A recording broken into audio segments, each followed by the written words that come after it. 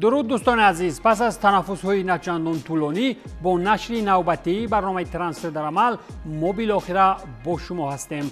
در بازار تابستانه ترانسفری البته که تغییرات‌ها نهایت زیادند و از مهمترین‌ها برایتان خواهیم گفت. در حالی که جنجال و ناراضگی‌های ایساک به خاطر رفتن از نیوکاسل یونایتد تا حال هم علامتی خاموشی ندارند، زاغان از رسته‌های بازاری مدام دستی خالی بر نمیگردند. این نوبت دسته ادی خاو از استون ویلا بر عوض 39.4 میلیون پوند استرلینگ بازیگر با نسب رمزی را خریداری نمود. این نفر جیکوب رمز می باشد که به قول سکای اسپورتس با شرطنامه 5 ساله به دسته محبوب آلن شیرر آمد. این رمزی گفتگی در موسم قبلی 29 بازی و 3 ارسال گلی با آمار گرفت و بعد آن که زاغان نخستین مراتب در 70 سال صاحب جایزه شدند او درو به سمت این دسته پولدار سعودیان شتافت. تیم دیگر انگلیسی با نام‌های آفتابی که علاقه قدم‌های نخستش را در پرمیر لیگ انگلیا گذاشت در بازار ترانسفری با PSG دو گرفت نمود و یک نفری برایش در کاری را از گراند پاریژی را بود. این هم ساندرلند است که به خاطر بستن شرطنامه 4 ساله با ناردی موکیل 12 میلیون یورو به خزینه پاریژیان سپرد. این هم پول است که دسته شیخان قطری می تواند چون معاش یک ماه یک ستاره در دسته مصرف نماید. موکیلی 27 ساله باشد، موسم قبلی را در اجاره در بایر گذرانید و اکنون به مثال ویرتس تلاش درخشش در پرمیر لیگ انگلیا خواهد نمود. حمله‌ور 28 ساله دامینیک کالورت لوین پس از 9 سالی بود و باش اخیراً چون اگنت آزاد به صف صدبرگان سفید همراه شد. تیم نوش هم لیدز یونایتد است که با دامینیک شرطنامه تا سال 2028 امضا نموده با چنین حمله‌وران و تجربه داران تلاش میکند که به زودی به چمپیونشیپ نرود. PSG اگر از فروش موکیل 12 میلیون به دست آورد، من سیتی باشد با گسیل کردن جیمز مکاتی به صف فورست 30 میلیون پوند فایده دید. شرطنامه مکاتی و جنگل بانون باشد مولت رمزی 5 ساله داشته در صف سیتی چطور خودی گواردیولا هم اشاره نمود شماره بازیگران را هرچی کمتر باید کرد. از این رو یکی از نفرانی که به زودی از ورزشگاه اتحاد اشاره به سمت درهای گشاد گرفت جیمز مکاتی 22 ساله بود که در موسم نوین تلاش میکند که با فورست به زینه‌های بلندتری برآید.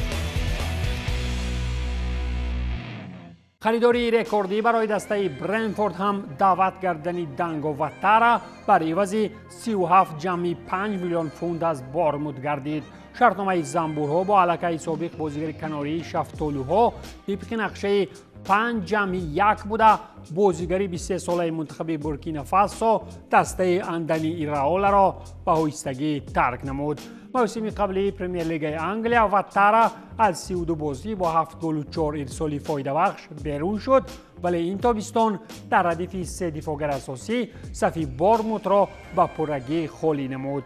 نمیدانم بعد اینقدر گسیل کنی های بازیگرانی اساسی بارموت چی کار میکرده باشد ولی علامتی روشنی آن را مالکه در دور نخستی پرمیر لیگ انگلیا وقتی بازی ضد لیورپول دیدیم.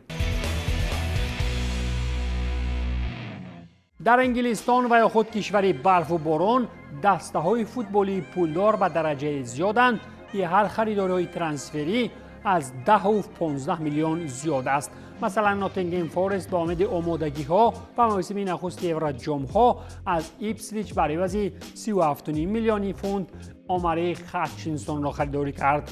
بازیگر 21 ساله که در دسته علاقه به چمپیونشیپ رفته موسم قبلی همگی 3 گل و 2 ارسال گلی داشته بود نخواد که چنین نرخ و نوا در سما داشته باشد.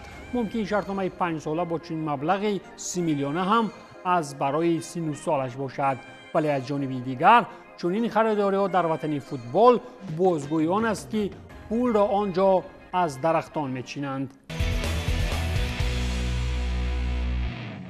وقتی که بازیگر نوبتی نامدار اروپایی به النصر رونالدو میپیوندد، این الکی معنای آن را دارد که آن نفر بر عوض گرفتن پول‌های زیادتی الکی پیشکی با شرط و نازهای رونالدو راضی بوده، باید که وقتی تلاش‌های گلزنی ارسال‌ها را فقط به سمت رونالدو نماید.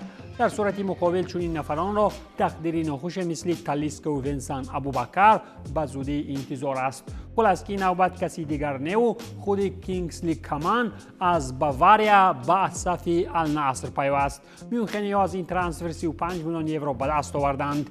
مولت شرطنامه کمان با تیم سعودی باشد تا سال 28 بوده، معاش موسمیش 20-25 میلیون یورو را تشکیل می‌دهد.